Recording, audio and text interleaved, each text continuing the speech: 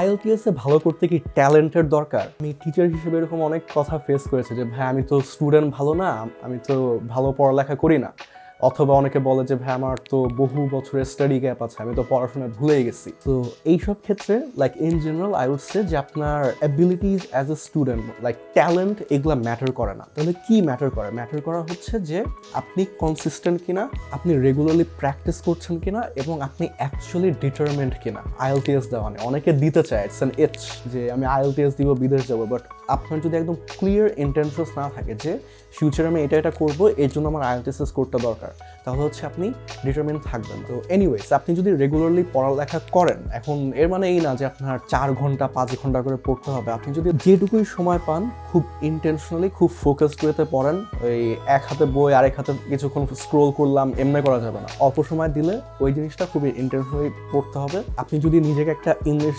এনভায়রনমেন্টে encapsulate করতে পারেন, দেন it helps. Let's say প্রতিদিন ইংলিশ মুভিজ দেখা, গান শোনা, তারপর হচ্ছে বই পড়া, that also helps. So language অত আহামরি কিছু না, এটা রকেট সায়েন্স না। আপনার জাস্ট দরকার পারসিস্টেন্স অ্যান্ড কনসিস্টেন্সি।